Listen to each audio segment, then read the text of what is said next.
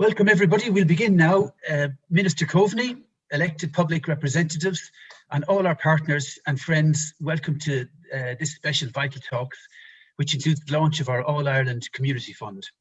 I'm Mike Gaffney, the Chair of the Community Foundation for Ireland, and I'm delighted to be guiding you through this Vital Talks this lunchtime. The All-Ireland Community Fund is a direct result of a partnership between the Community Foundation for Ireland and our friends in the Community Foundation for Northern Ireland, aimed at sharing our experience, knowledge and expertise for the benefit of all. Our aim, which we share with our donors, is to bring civil society on both parts of our island together and deliver positive impacts to the lives of our people. In a few moments' time, when Minister Coveney declares the funds open, it won't be just a symbolic gesture, it will also mark the opening of a pilot fund of €500,000, and we hope that's just going to be the start of something a lot bigger. Our websites will go live and applications will be open at that point. This will mark a tangible and real effort to strengthen the work of volunteers and community workers and charities all across our island. Small admin point before I go and introduce the speakers. There is at the bottom of your screen a button for questions and answers. So if we've some time at the end, we'll open it to the panel and we'll take questions and answers and see how many of those we can deal with. And before I invite the Minister to launch the fund, let me briefly introduce our other speakers for this Vital Talks. The Chief Executive of the Community Foundation for Ireland, Denise Charlton, will be known to many of you. Denise is a passionate campaigner, advocate and leader in our sector, whether it's marriage equality, immigration reform or combating gender-based violence. Denise has always been to the forefront in driving change. Adrian Johnson is a trustee of the Community Foundation for Northern Ireland. Adrian is the Director of Operations at Digital Catapult Northern Ireland, and Adrian's been involved with the community and voluntary sector for over 25 years, focusing on reconciliation and youth work activities. Our guest speaker, Susan Mckay, I think Susan will be known to almost all of you. Susan's a native of Derry. She's a writer, journalist, documentary filmmaker. Her byline, whether it's in the Sunday Tribune, the Irish Times, the Guardian or the New York Times, is recognised globally. Her work pushes the boundaries of journalism, offering the reader not just information, but insights, knowledge, education, which can only come when someone writes from passion, experience, and a great care and understanding of their homeland.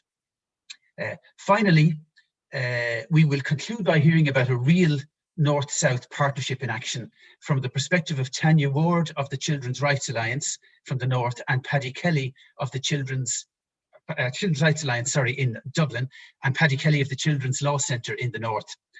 Denise and Paddy are powerful advocates and they will tell us from their experience what's worked, lessons learned and their hopes for the future. But first, our special guest, Simon Coveney, is a public representative known not just in our own Ireland, but obviously across the water, also in Brussels, Strasbourg and the United Nations, where we have a seat at the Security Council at the moment. As a TD for Cork, he is a voice for Cork. When he was an MEP, he was a voice for Munster. In his current ministerial role, he is an international voice for Ireland. And we're very honoured he's with us today. And we see his attendance as a recognition and a tribute to all of those working on the front line right across our island to make life better for the communities. So Minister, I'm delighted now to ask you to launch the All-Ireland Community Fund. Well, first of all, thank you very much, Mike, and I am delighted to be with you today to join you for the launch of the All-Ireland Community Fund. This is a very positive joint initiative by the Community Fund for Ireland and the Community Foundation, the Community Foundation for Ireland and the Community Foundation for Northern Ireland. Both foundations carry out inspiring work. Committed and dedicated teams have adapted and responded to the challenges of this pandemic. You have worked right through this difficult period to support non-profit organisations at a national, regional and local level, organisations that are tackling the issues that our communities are facing head on, and often in very difficult circumstances. Since its establishment, the Community Foundation for Ireland has made strategic investments of more than €65 million. The Community Foundation for Northern Ireland in the last 40 years has awarded over £100 million. Both organisations have empowered local communities to effect change across a range of areas, including education, peace and reconciliation, and climate change, amongst many other issues. The creation of the All-Ireland Community Fund that we're here to launch today is a fantastic initiative, and I hope many people will be inspired by it. This fund demonstrates a shared commitment to collaboration, to what we can achieve together when we can be stronger. As Mike said, the focus of the fund is to bring civil society on both parts of our island together to address issues that affect people and communities on both sides of the border. Issues like climate change, children's rights, gender-based violence, and many, many more. These are real shared challenges where a common purpose can strengthen our ability to bring about positive change. I know that this fund would not have been possible without the generous support of key funders, including the Tomar Trust, Unbound Philanthropy, the Charlton Family Fund, as well as one anonymous donor. Your donations will continue to support this important work across the island. Civil society, North and South, has an enormous contribution to make to the life on this island. And the government wishes to support it as much as it possibly can, including through encouraging constructive all-island partnerships. Last week, I was delighted to participate in the Shared Island dialogue, in the latest Shared Island dialogue event, focused on the contribution of civil society. It brought together over 140 participants from across the island of Ireland to explore ways in which civil society could encourage and work together in developing a shared future for us all on the island. It was a constructive and inclusive discussion, and it was respectful as well. I believe it is crucial that voices of representatives from this sector contribute to this discussion about the future. The Shared Island Initiative itself is focused on what can be achieved through the spirit of the Good Friday Agreement in encouraging peace and reconciliation, partnership and collaboration across the island. Indeed, today's event takes place on the eve of Good Friday, a reminder that we must continue to strive for a better future and for deeper reconciliation through the framework of that agreement.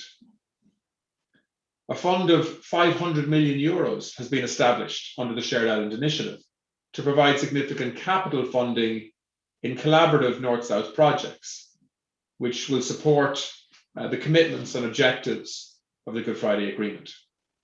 The Shared Island Initiative is also supporting wide-ranging dialogue and research on the challenges and the opportunities that we face as well. Collaborative initiatives such as your fund being launched today will generate partnerships and ideas for the prosperous island that we want to create and allow those working on the same issues to join together and share their experiences and their ideas and their ambition. The Irish government has long recognised the essential role of civil society in peace and reconciliation on the island.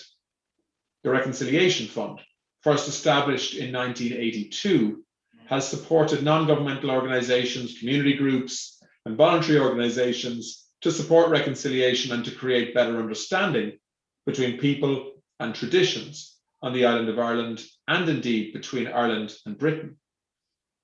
The total level of grants made annually through this fund has risen from 2.7 million to 3.7 million in 2019. And we're again increasing the size of the fund in 2021.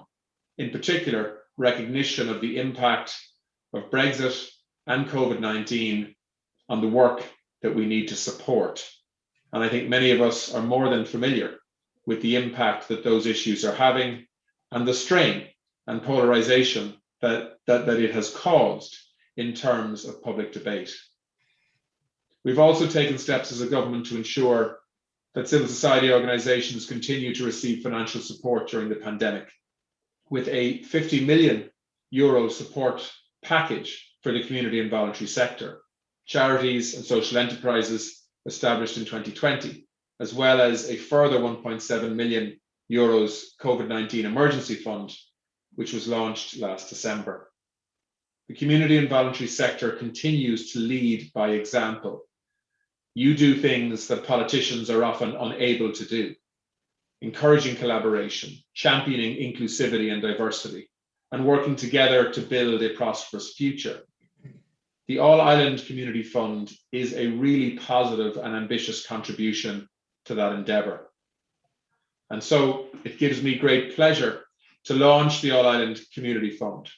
I wish all involved the very best in this really great initiative, and I look forward to seeing the impact of your work on our society in the years ahead. Finally, can I say, people like myself, governments like the one that I'm part of, need civil society organisations to be active, to be funded, to be ambitious, to be generous, to ensure that relationships are developing and being reinforced in a positive sense, to try to counteract many of the challenges that force relationships in a different direction. And I hope many of you know what I'm talking about when I say that. So we need you. And I want to thank everybody who is involved in today making it happen, ensuring that funding is going to be available, and who share the same ambition, I think, which is to build relationships, to improve quality of life for people, to provide a respectful space for different opinions, to discuss issues with each other, but to agree a way forward that is based on generosity and diversity of thought and opinion and perspective. That is surely the only sustainable and generous way forward for this island in the future. So once again, thank you to everybody and good luck with this initiative. I'll be following it very, very closely. Thanks, Mike.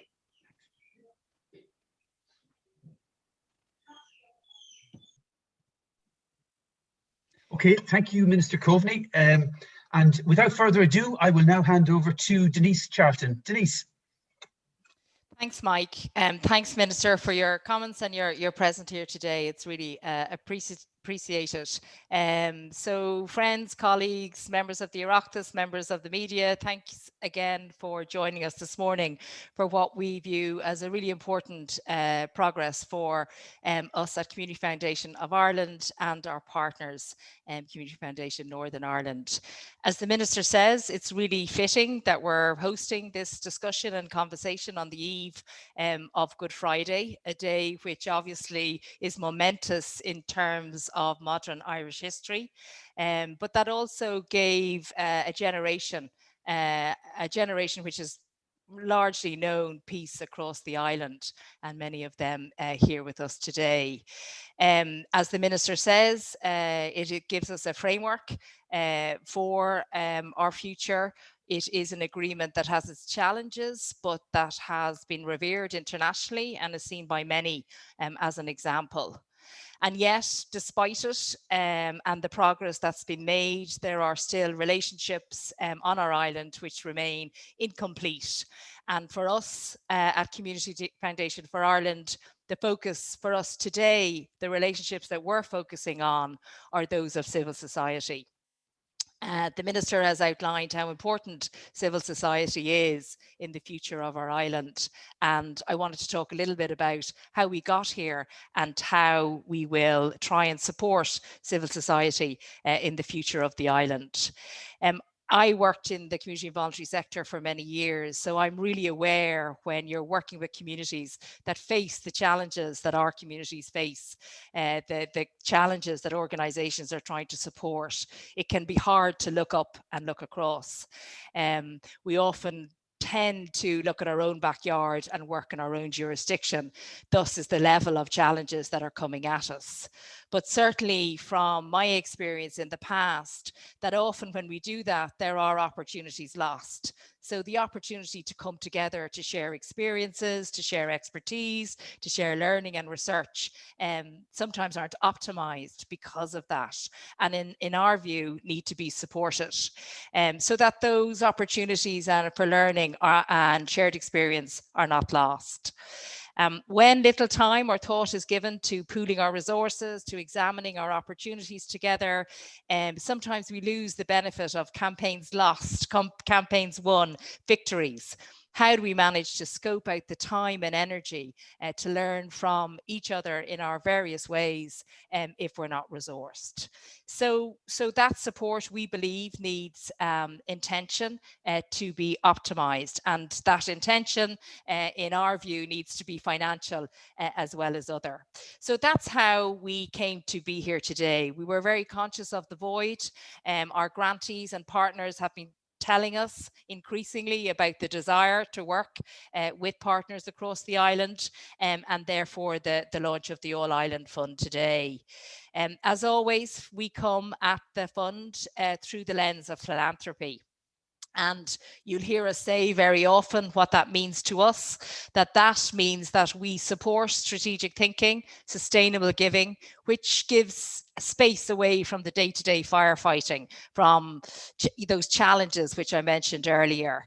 And that provides an opportunity and space for thinking, for consideration of the longer term. We hope that we as a funder step in when others maybe may be a bit wary about the commitments required in terms of time, energy, resources. And it allows us to be brave, to be pioneers, to not fear failure. And the Minister said that we often can do what others can't.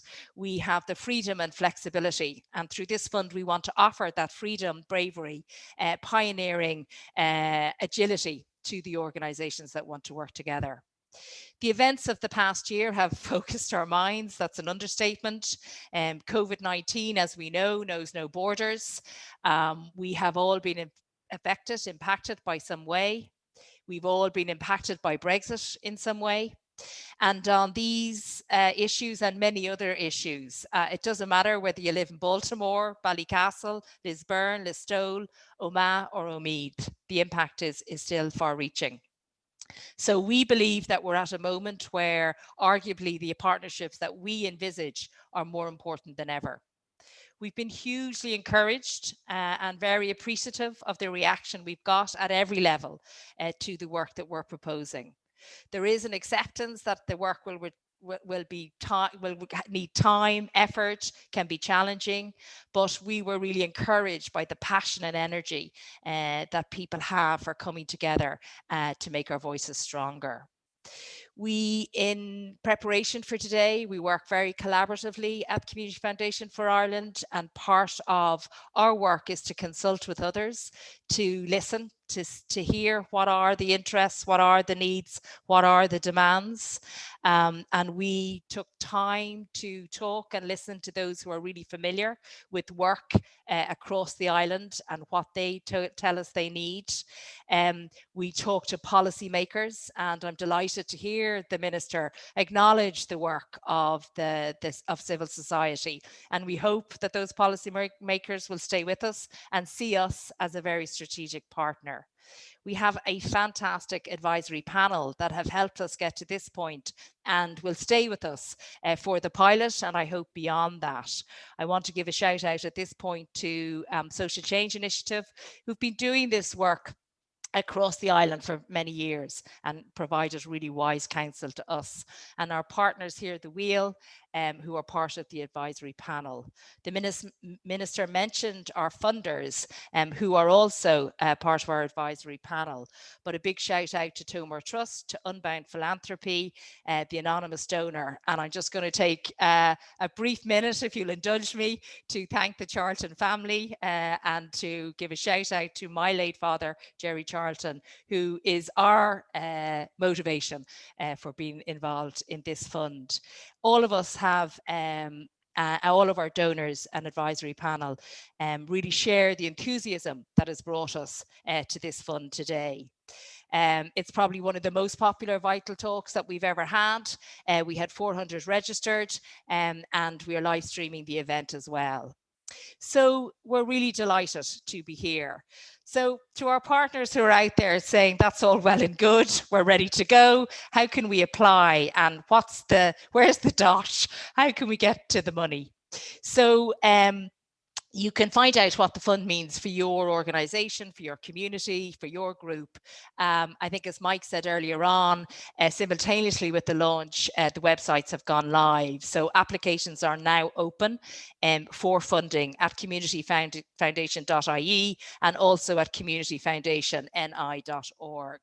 So we really want to hear about the cross-border partnerships that will help ensure that future parts of our island have the benefit of the thriving civil society that we have, and that we can support in some way of people coming together to be stronger, more effective, more impactful in the agile and flexible way that I mentioned. We hope that no matter what part of the island you live in, where you work, where you go to school, where you live, that your rights will be respected and protected, and civil society through this fund will be able to help in that regard. We're delighted also to be working with our core partner, Community Foundation for Ireland. And this is based on some of the history and work that we've done already to date. But we're really excited by this strategic partnership, and we're really excited ourselves to be working on this all-island basis and learning from each other. So really a big shout out to them. So the future, €500,000 is good, but it needs to be a lot bigger. The Minister mentioned the shared dialogues around civil society, and it's fantastic to see so many coming together for dialogue. But for those who want to continue that dialogue, who want to make it meaningful, who want to turn it into action, we have this fund available to you. But we hope that donors will join us. We hope that others will come forward as this is a pilot, and really allow the fund to support those organisations, that dialogue, the doing in a really meaningful way.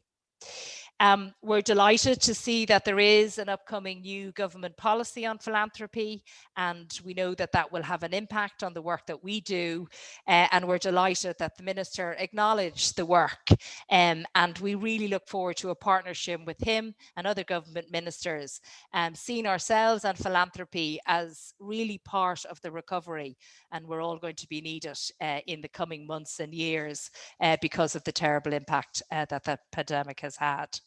So look, in conclusion, we enter this fund knowing, and this area of work knowing, that there are challenges ahead. Our partners on the ground have told us of the challenges that they're facing. We know the effort involved, we know what you're up against, but we also know from listening to you that the benefits of supporting you in working together, in allowing people to think together, to talk together, to do together, we believe that that will have a huge impact, and we look forward to doing it ourselves. So thank you all for coming. Thank you for your support to date, and we look forward to working with you over the next few years. Okay, thank you, Denise. And moving right along, I will now ask Adrian to give us the perspective from the Community Foundation for Northern Ireland. Adrian. Thank you, Mike, and thank you, Minister, for your very positive comments earlier. And I'm delighted to be with everyone this afternoon on behalf of the Community Foundation for Northern Ireland. And the Community Foundation for Northern Ireland itself is delighted to be partnering with the Community Foundation in Ireland at the launch of this All-Island Fund today.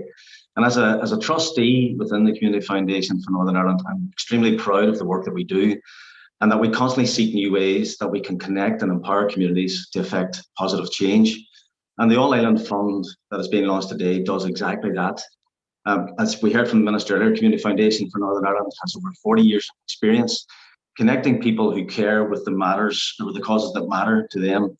But what exactly does that mean? But for us, it means that we work with people who are marginalised within society by amplifying the community voice, building sustainable communities at a grassroots level, and supporting them to thrive through and since the Northern Ireland conflict. I'm gratified that the Foundation continues to meet the ambitions and deliver on the ambitions that we established for ourselves back in 1979.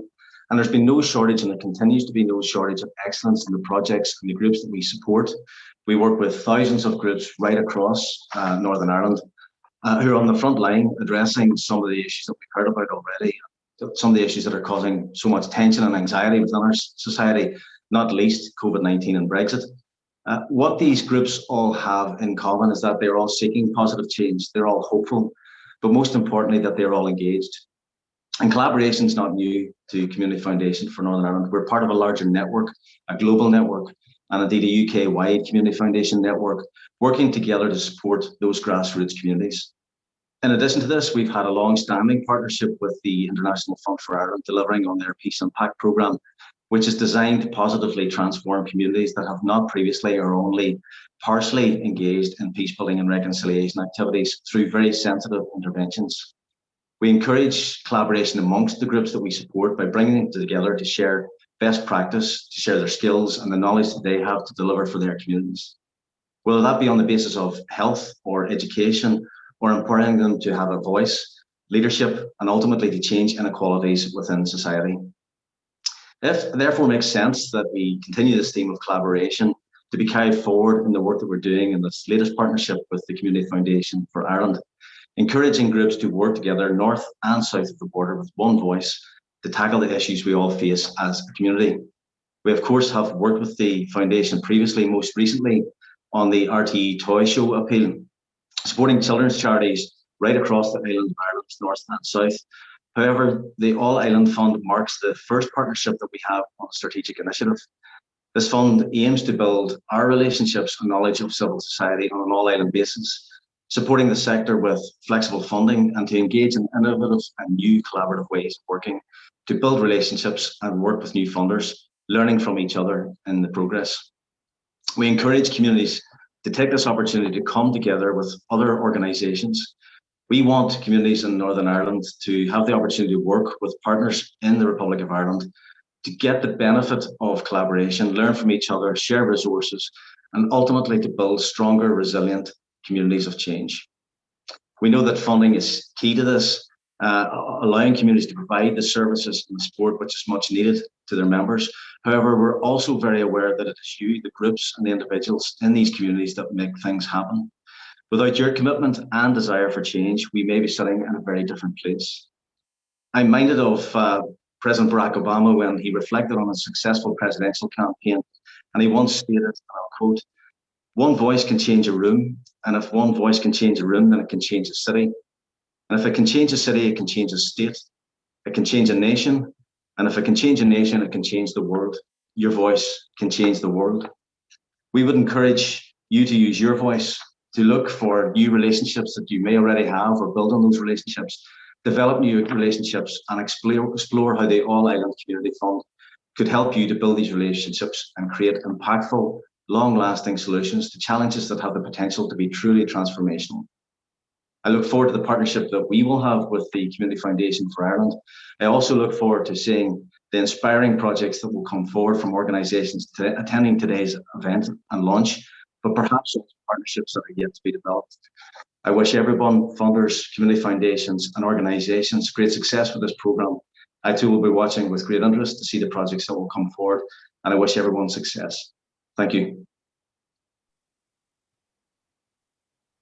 Thank you, Adrian. I'm now delighted to introduce our guest speaker, Susan Mckay. So over to you, Susan.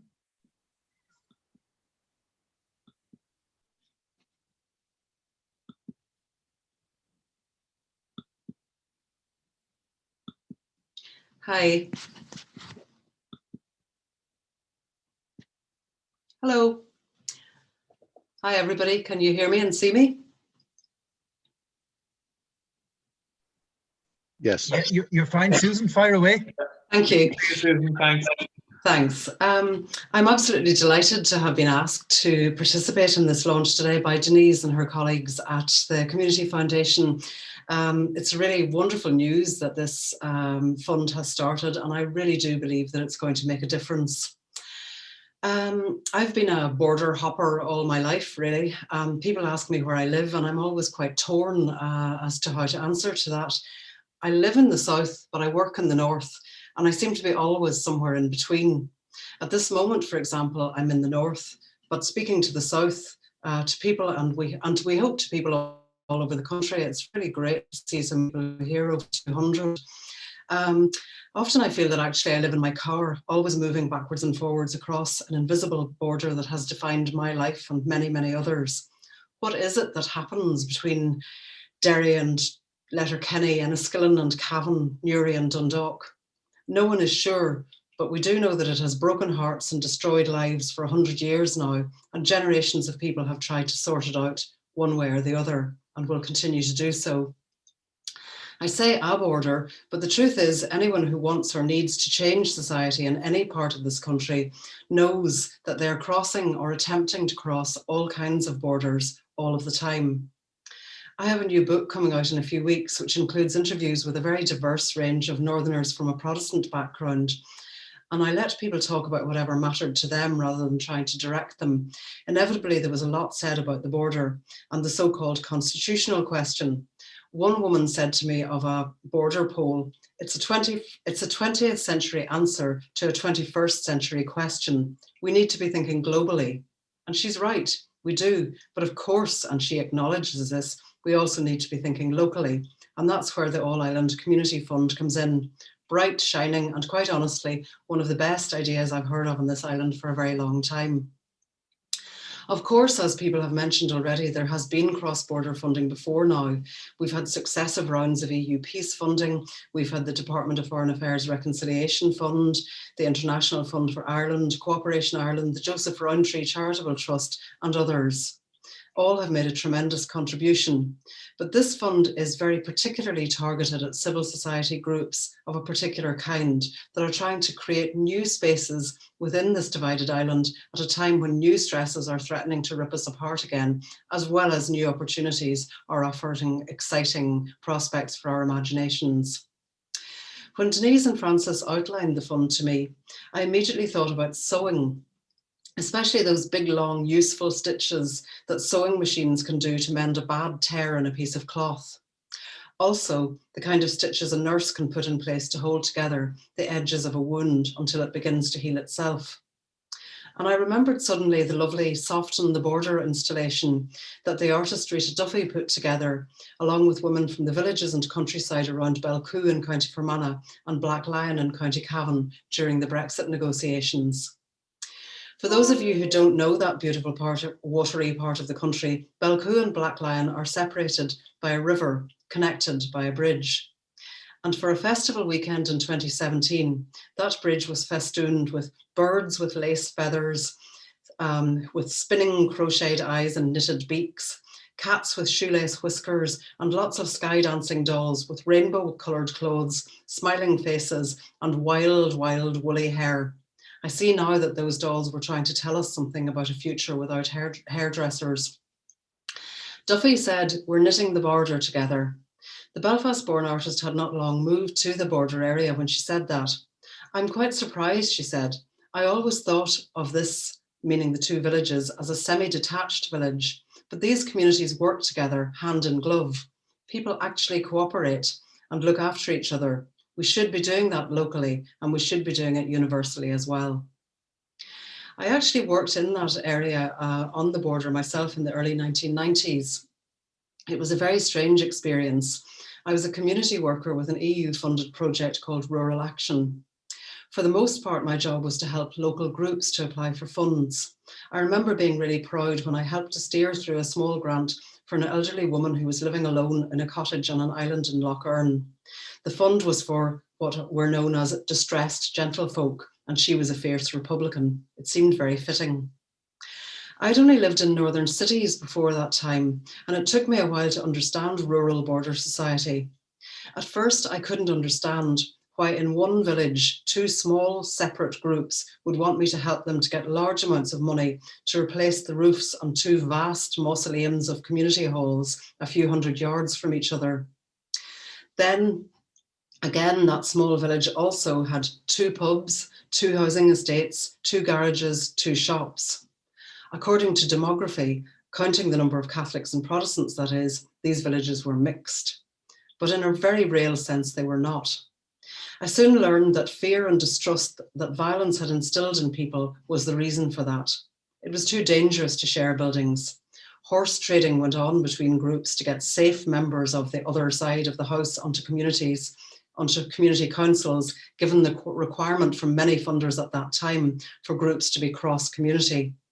I began to see each of those small villages as two villages hovering over each other in which people coexisted in a kind of shadow dance. I had a friend whose small farm was divided by the Woodford River, which is tracked by the border for a stretch. Her house was in the north. After the bridge was blown up, she told me that the bull from the Free State, as she still called it, used to swim across to get to her cows. But even during the worst of the conflict, people did cooperate. They did quietly and sometimes even secretly support each other, both within divided communities in the north and on both sides of the border. How could it be otherwise? There's one route that anyone who has driven from, say, Ballyshannon in the far west to the far eastern side of the country beyond Cullaville and South Armagh will know. You cross the border so many times you'd lose count if there was any sign of it, which thankfully there isn't anymore, and long may it remain so. The border, of course, isn't a line, it's a region, and it's a region that has been disadvantaged because it is the margin of two states. It has a raw, unhemmed edges in its interior. As a journalist, I always made real efforts to write about the whole of Ireland, especially when writing about social issues. But I was often defeated. North and South are culturally very similar. Both, for example, are patriarchal societies with massively under-acknowledged rates of male violence against women and children. I used to try to include facts about legislation on both sides of the border and statistics from feminist organisations, but it just took too many words that seemed better spent telling women's urgent stories. Often the stats North and South were collated differently. It just didn't work. But one of the amazing things that have begun to happen is the bonding of campaigning groups on both sides of the border. I remember being involved in a very small scale in this in 1983 in the run-up to the disastrous insertion of the notorious 8th Amendment into the Constitution. I was working in the Belfast Rape Crisis Centre, and a group of us did a bit of leafleting for the anti-amendment campaign in Donegal. In 2018, as a journalist, I travelled from Belfast to Cavan Town with an extremely well-organised group of Northern women who were lending their support to the Repeal the 8th movement. One of them was the artist Laura O'Connor, who had lived on both sides of the border and whose installation, Uncomfortable State, was then showing.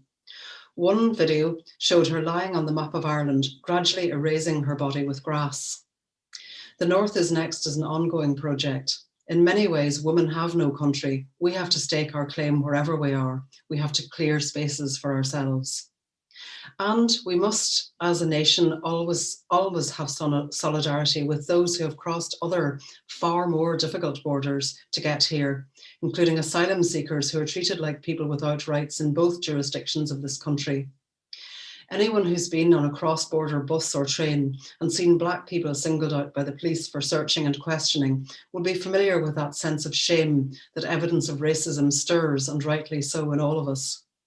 Groups working on cross-border health issues know that sometimes asylum seekers have to make immense journeys to get healthcare because they cannot legally cross the border. Brexit has complicated everything, and COVID has exacerbated all the old tensions. In the North, with depressing inevitability, the pandemic has even been sectarianised. A new divide is opening right now between the vaccinated North and the still waiting South. There is so much work still to be done, and so much will fall to the kind of groups that the All Ireland Fund is aimed at, including those for whom small grants will make an immense difference. In that regard, I think of the story of a friend told me about what happened after she returned to her border town in the early 1990s with her partner, and they began to live openly together as a gay couple. Soon others were coming back with same-sex partners for Christmas. Some even stayed. The ice had been broken. It is all about relationships. The All Ireland Fund has been put in place by people who have learned this from experience. The community foundations on both sides of the border have worked for many, many years with the kind of groups that will benefit from these funds. One of the words I was most pleased to see in the brief for the grants was flexible. I was even more pleased to hear Denise talking about freedom. I love the emphasis of the fund on nurturing future leaders. This is a golden age for civil society activism across a whole range of issues, and there are fantastic young leaders rearing to go. And just remember, I think it's important that, if you think about North and South, these conversations aren't necessarily going to be easy, and they are going to be quite fraught in many ways. I do really feel that, you have to take into account that Northerners are much more anxious in many ways than Southerners, because we know as Northerners just how badly wrong things can go. And there still is a fragility about the North that I do think has to be acknowledged in these conversations. I used to feel disorientated when I began a journey in Belfast and finished it in Dublin, or vice versa. The two states really did seem set apart from each other, and it did feel like a lonely state to be in, to be that person. That is changing. The All Ireland Fund could not be more timely or more appropriate. And I wish everyone every success in making the best possible use of it. And I commend the wonderful community foundations in Dublin and Belfast for launching it today. Thank you very much for inviting me.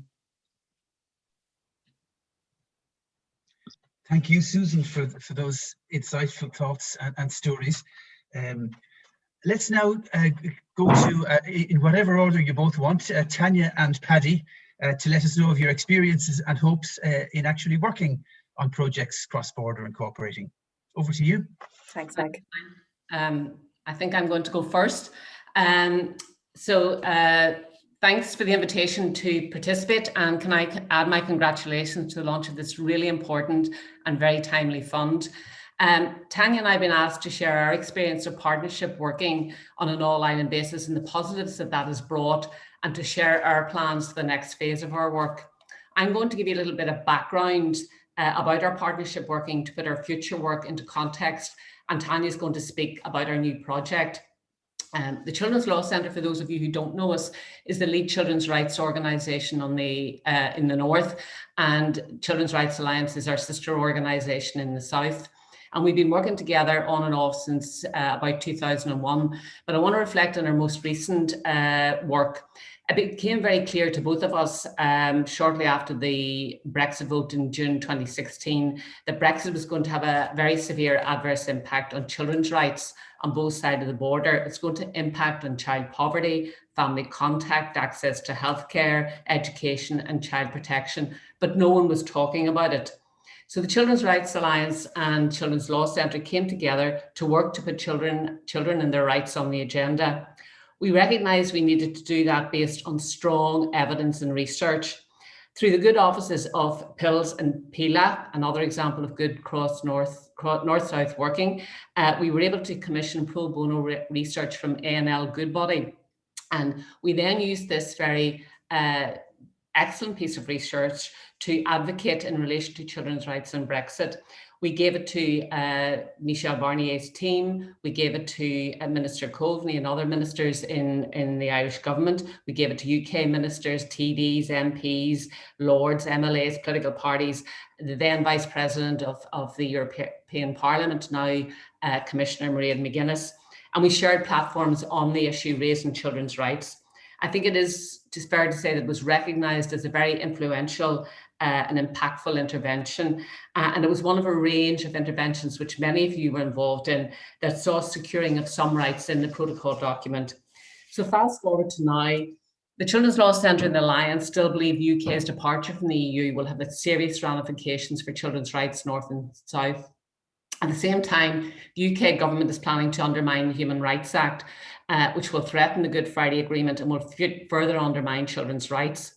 It's likely the withdrawal agreement and consequent economic shock will have a severe impact on the most vulnerable children north and south. Children's legal entitlements to services will be undermined, child poverty rates will soar, it'll seriously undermine child protection measures, anti-trafficking measures, family custody arrangements, the rights of EU child citizens living in the north, and EU-derived rights which children in the north currently enjoy. It is critical that children are at the top of the agenda when discussions are being had on how to manage the UK withdrawal and the implementation of the protocol, but we are very concerned that they are not. Simultaneously, the winds of constitutional change are blowing through these islands. The UK constitutional configuration is sharply in focus, not least by the independence movement in Scotland. Simultaneously, a civil society dialogue has begun and is growing very fast on the constitutional future of the island of Ireland. The Irish government and its programme for government committed to securing a new unit to seek a shared island consensus. The Children's Law Centre and the Children's Rights Alliance strongly believe that the principles underpinning all of this work must take account of children's rights and include real opportunities for children and young people from all backgrounds to participate in the dialogue about their future. We felt strongly that given the new political reality on these islands, there's a real need for organisations on the island representing the interest of children and young people to come together to build relationships, solidarity, and to become an influential lobby group to ensure that children's voices are heard, children's rights are respected and protected going forward, regardless of what the final outcome of the constitutional conversations. And against that backdrop, we approached the Community Foundation for Ireland for support to progress this work. Thanks, Paddy. And like Paddy, I want to say big congratulations to the foundations for getting this initiative off the ground. I studied human rights in Queen's and Belfast in the aftermath of the Good Friday Agreement and the adoption of the Human Rights Act in the United Kingdom. So, look, it's really momentous that I have an opportunity today to speak at this initiative. I just want to really recognise your vision in actually getting this initiative off the ground. So Paddy's given you a sense of the backdrop to our relationship and the work we've done around Brexit. And I want to talk a little bit then about the project that we're about to start. So a big part of our work this time around will be looking at the impact, the ongoing impact of Brexit, which Paddy has just covered for you. And we're going to do that by commissioning a piece of independent research. And the idea is that any of the findings from that research, that unpick what's happening from, let's say, children's rights point of view, or in relation to poverty, or in relation to access to services, we're going to use the findings of that to influence the Irish government and the UK government and the European Commission in relation to any future agreements that take place for children and young people. The other part, as Paddy said, is focusing on the voice of children and young people. And we'll be honest with you, we're starting small, but we're thinking big. We want to make sure that children get to influence the shape of what happens with the Shared Ireland unit. We want to make sure that any actions they're interested in or any issues do get discussed as part of that initiative. But we're also thinking about, if there is a border poll, wouldn't it be really exciting if children and young people had a say in that border poll, if 16 and 17-year-olds actually had a chance to vote? It's their island too. It's their backyard. They should have a chance to vote in that referendum. Another key goal for us is also to start building solidarity among our sector, among the children and youth sector, north and south, who are very vibrant, very effective, and very ably represent children and young people on the island of Ireland. And we're going to do that by actually consulting with them directly, getting a sense of what their concerns are if we work on an all-Ireland basis, what the opportunities they think that there are, and what their interests are. And I think that's going to be the beginning of an ongoing and longer relationship. If you think about the other impacts of this work, if there's any future constitutional arrangements that are put to the people through a referendum, we want to make sure that children's rights are at the heart of those constitutional arrangements. We also want to make sure, if there's any investments taking place north and south, that those investments take place in children's services, address child poverty, deal with mental health, deal with youth unemployment, all the critical issues facing children and young people on the island of Ireland today. We're two small organisations, but even to this day, and we're launching this project very soon, but the solidarity and the interest that we've experienced from our sectoral organisations has been really fantastic. And we're really excited about what we're going to achieve through this initiative. And we hope that other organisations in all the different sectors do get to do similar initiatives and actions on the island of Ireland. It's all ahead of us, and I think through good and positive engagement we can achieve a huge amount for the people that we represent and that we work for. Thank you. Okay, thank you, Tanya, and thank you, Paddy, for that. So that's all from our speakers. I am looking at the time here, so we have a few minutes. And we've a good number of questions in, so we definitely won't be able to take them all. So we'll probably just take one or two, if I may. I'll start off with, there's a number of questions, as to whether the fund can deal with certain types of projects or whatever. So I'll just take two of them, which are a little bit related. One is, can the fund help projects to do with climate action, nature? And a similar related one is it open to tidy towns? So I guess that's got to be for you, Denise. You're mute there, Denise, so yeah.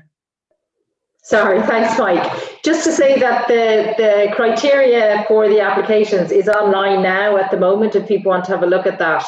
And there were two that I saw, actually. One was around grassroots in relation to climate change and grassroots in relation to conversations that affect people locally. That's exactly the type of thing that we're looking for. So we'd be delighted to hear from you. So to anybody out there, if you have any questions about the criteria, go online now. Check it out, and if there's any problem, our grant execs and donor care staff will be delighted to answer any queries you have. Great, thank you, Denise. Here's another wider question, which is interesting. A question is very short and simple. It says, what can I do from outside Ireland? So I just opened that to all of the panelists, because including Susan, because all of you have no doubt some interaction with people from outside Ireland. I'd be interested to hear your perspective on how people outside Ireland might be able to contribute. Maybe Denise, you could kick off on that. Yeah, sure. And I'm not sure if that question was in particular in relation to funding, which is how I heard it. But that may be my ear rather than the intention of the question. But for any donors out there who are interested in funding, we'd love to hear from you. We'd love your involvement. And actually, it's great if we can get more donors involved. So our Director of Philanthropy, Jackie Harrison, or Philanthropic Advisor, Francis Hainsworth, both delighted to hear from you. So please get in touch and let others answer on the issues. Yeah, Tanya, Paddy, be interested in your thoughts on people outside Ireland. Have you come across that challenge of how they can help? Yeah. I suppose in relation, let's say, the issues we're working on Brexit, so there's no doubt it affects lots of children in the Five Nations, and that's something that we have done some work with before. We've worked with organisations and representatives in Scotland and Wales and England, and to be honest, Brexit is very politicised and it's very contentious as well. But children are the ones that are mostly going to suffer because of Brexit, particularly because of the hit that's going to really impact the UK economy. So we should be trying to find solutions together, because it is going to affect children across the Five Nations, and also because our own citizens are living across the Five Nations as well. So any kind of solutions we come up with, we have to think about the impact it's going to have as well on those children living in those different parts of the region. So I think there's huge potential for the kind of work that we could do across the Five Nations, and specifically on the kind of issues that we care about. Okay, thank you, Tanya. Okay, I think we try. There's a lot of questions about, is the fund open to particular things, and I think the best way to handle those is obviously, as Denise said, on the website, and indeed I think we will arrange for somebody to answer those questions specifically, because I think we'll have a record of what questions have been submitted here. But Denise, I'll just finish with one which again I think has to be for you, which is a more general one, which is, how far into partnerships do cross-border charities need to be to apply for tiers B and C of the fund? So how far along do people have to be? So there's no, I suppose there's no point in the journey. What we want to do in terms of this fund is to, as I said earlier, for it to be flexible and agile. So even if you're thinking about thinking together, we hope that the fund will be applicable to you. Tanya and Paddy have outlined the work that they have done and that was funded by the initiative, but they've been thinking and working together for a long time, and in fact were part of the rationale for the fund. But others I know are just want to get into the room and even think about, should we be working together? Can we work together? Would we like to do a piece of research? So we really want to be flexible and agile with this. So again, come back to us with any questions you have and we'd be delighted to answer them. Okay, thank you, Denise. I think with that, we're just coming up to 1 o'clock. So all it remains for me to do is say thank you to all of you for your time today. Thank you to Minister Coveny and to our speakers, Susan, Paddy, Tanya, Adrian, and Denise. And we hope you'll see a lot more from this in the future, and hopefully this fund will go from strength to strength and you'll see its effect. Thank you, everybody.